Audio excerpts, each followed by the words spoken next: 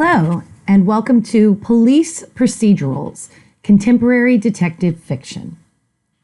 In this video, I want to give you a brief introduction to the predominant style of contemporary detective fiction around the world, including the United States. Police procedurals. You know this style, even if you haven't realized it is a style, but I want to give some context to help us better appreciate its roots and its traits. So let's start with a quick overview of the styles we've discussed so far. In the Golden Age, we have super or supernaturally intelligent amateur detectives, Sherlock Holmes and Hercule Poirot. They're so much smarter than the average person. They rely on reason and evidence, ratiocination, as Edgar Allan Poe called it, as a means to solve the puzzle. They're going to use their little gray cells to put together the clues and solve the puzzle. In fact, they don't even necessarily have to be there in order to be able to solve it. The puzzle concerns a bloodless murder, a lack of violence, not a lot of graphic details. Even if the person died in a way that would produce blood, we don't see that blood. They don't describe it in detail. And the police in these stories are, at best, unhelpful, and at worst, downright incompetent. We don't see people relying on the police. The police may come in and they may be doing a search of something, but they're not the ones who are going to solve the case. Even if they are helpful in a way, as an aside, they aren't very useless. They're pretty useless without the major detective, the amateur detective. The theorist Franz Z. Blaha uses a quote from John Donne to call these stories the great good place. By that, he means that the detective works to restore order and a sense of safety. It is kind of saying that the world is a great good place. Even when things go wrong, there is someone there who is going to figure it all out and put it right again so we can all sleep well at night. Those are some traits of the Golden Age style. We also spent a little bit of time talking about hard-boiled style. By contrast, hard-boiled stories, they have street-smart detectives who are rough around the edges, probably isolated from, they don't have a lot of support. They're on their own. They're kind of lone wolves. They have a strong sense of justice, too. They're often private investigators. They're often war veterans. But private investigators with a strong sense of justice, even if they're the bad guys, they still have a strong sense of right or wrong. They just choose to do wrong. But they're street smart. They talk in that mean streets vernacular. They rely on that street smarts and are willing to use violence in order to solve the issues. So they rely on street smarts. They use their toughness and, yes, violence. They're willing to use violence to achieve their ends. What we can think of as small moral victories, because society is still corrupt. Bad people get away with things all the time, but there are small victories that might happen. Even if they don't win everything, they win small victories against that corrupt society, and they do it with their own strength and strength of character, and sometimes the help of a gun. These stories do include lurid or shocking details of violence, sex, and crime. We didn't see some of the most shocking, but certainly at the time, they were very shocking for the ways that they would portray sex and crime and sexual relationships. Very, very different from the cleanness and tidiness of Golden Age. And the police in these stories are treated or seen as corrupt tools of corrupt systems of power. It's the thing where the police aren't trustworthy. The rich people have them on payroll. You can't trust them. They're just as likely to be crooked as anyone else. So we do not have a lot of respect for the police here. This style is what Blaha calls the great bad place. So instead, of the great good place where everything's really good, we just have problems that we're going to have to take care of. The great bad place is everything's pretty bad. It's always going to be bad. Nothing we do is going to change that, even though we might be able to win some small victories along the way.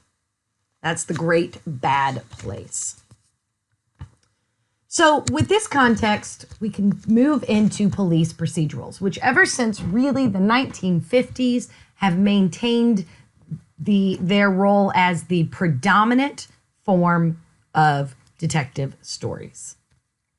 So growing out of the hard-boiled shift to realism, because hard-boiled stories did fancy them, value the realism, the real mean streets, the real seedy underbelly.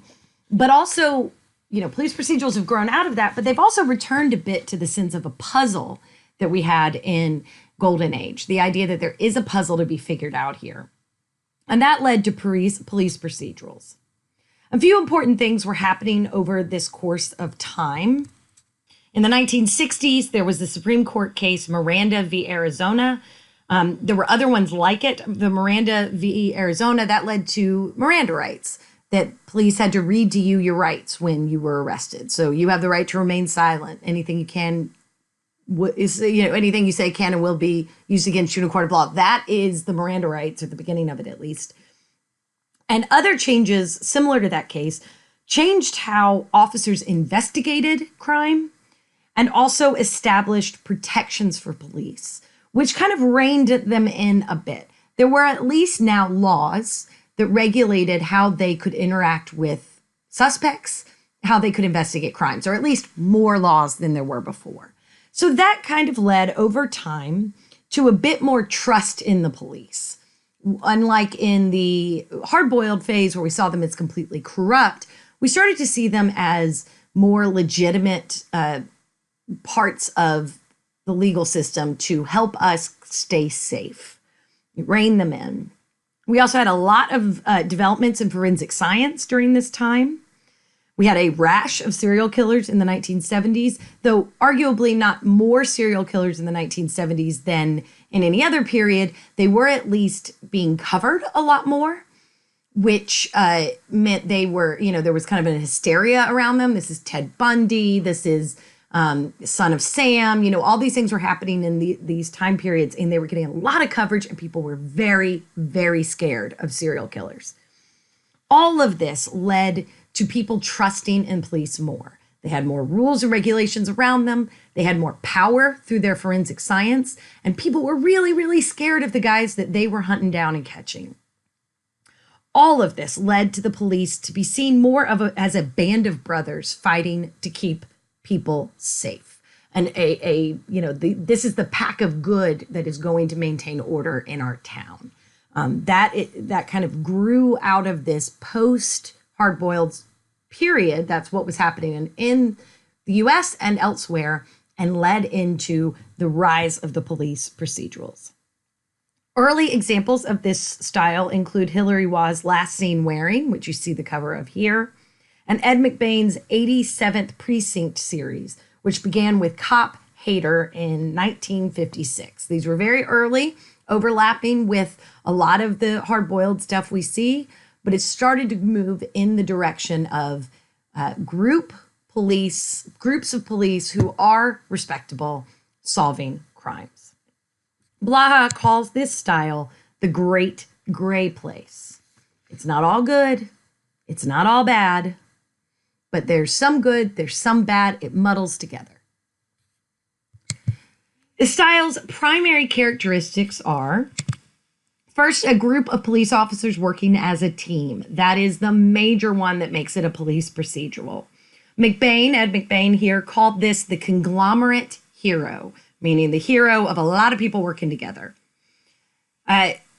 Even though his books focus mainly more on one or two officers at a time, and still some do, it was the beginning of us starting to see them working together. It is the working together, unlike the lone amateur detective or the lone private investigator. We start to see investigations being tackled by more than one person at a time. We also rely on realistic police methods of investigation and teamwork. They go very much into the way they do it is not just by figuring things out because they're smart, not just by shooting somebody because they don't care, but here they are using actual police methods of investigation and teamwork. That can involve knocking on doors, taking statements, tracking down leads, those things that are called shoe leather detection, which what that means is literally people going out and walking around and doing the work, not just sitting behind a desk. That's shoe leather detection. And in this way, this trait returns us to a sense of fair play, what we used to see in Golden Age. Because the story is following the police officers as they do the investigations, we get back to where the reader knows basically the same information as the officers. In hard-boiled stories, the private investigators would make leaps in judgment and they would know things, and it was just because they were so streetwise and they were so tough that we went along with them. But now we go back to where we are going on interviews with the police, and we are going with them to the crime lab to look at the fingerprints or the ballistics or whatever it may be. And so in that way, it's kind of like fair play. We see the same clues they see. So it starts to give us back the idea that maybe we could solve them ourselves. These stories also show an interest in the detectives as the team dynamics, how they get along with each other, but also them as individuals. We care about their personal lives. We learn about their families for the first time. In both the Golden Age and the hard-boiled time periods, our understanding of who the detectives were away from their work was relatively minor. Sure, there were some that we knew more about their personal lives than others, but it wasn't the focus. And here in police procedurals, we spend a lot more time thinking about the dynamics between the individual detectives and their personal lives beyond the job. We also follow them as they have to approach and deal with and address cultural, bureaucratic, and legal pressures to solve the case. So for instance, they're often under a time limit. Like for some reason, they have to do this, they have to solve it before the guy strikes again, or they have to solve it before the bomb goes off, or sometimes it's as simple as they have to solve it because you can only hold that guy in jail for 72 hours and then he's going to be free. So we got to get the proof that he did it before he's free. They have a time limit. Or there's also a focus on whether or not the arrest that the police would make could hold up in court, whether there could be a conviction. Before this time, we didn't spend much time at all thinking about the judicial system. In hard-boiled, we didn't go to these institutions of power at all, so we weren't worried about whether or not the work of the detective would hold up in court. The detective was usually probably doing something illegal themselves. In Golden Age, it was just about solving the puzzle. And so we really didn't go beyond knowing the identity of the killer. And most of the time, the killer was either killed in some exchange or arrested right at the end, or, commit suicide or something like that, where we don't have to even think about the messiness of a trial. But in police procedurals, we have this whole new world open up where all of a sudden the police are concerned about whether these things are going to hold up in court. So that means there are going to be times where they do searches that they find information, but it's an illegal search, so it won't hold up in court. Or they've got to question the guy on the record and it's got to be on the record or it won't hold up in court. You hear a lot more talk about how the work of the police will lead to a subsequent arrest and conviction of a bad person. These stories also often include multiple simultaneous investigations. So much like a police department would actually have multiple cases going on at once, police procedurals usually have multiple simultaneous investigations. Now, it's not uncommon for those simultaneous investigations to converge over the course of the story. They think they're investigating one murder out here and a robbery over there, and it turns out those two things are related. That's not uncommon, but that's not a given, right? It might just be different cases are going on. In these novels, there's often an overarching case that they're looking at majorly, and then little cases along the way that they're also trying to address, much the way a police procedural TV show might, for the course of the season or even the whole series, have something they're trying to solve, but each episode has a different case. That happens in the literature as well. These stories are typically set in urban locations, and, that's kind of a practical reason for that. They're more realistic. for there to be this much crime. If you're following the police of a small town in Kansas, they might not have enough cases that come up in the course of a year to give you fodder for the case. So it's usually in an urban place because there's more crime. There's a bigger police force, and that police force has more resources.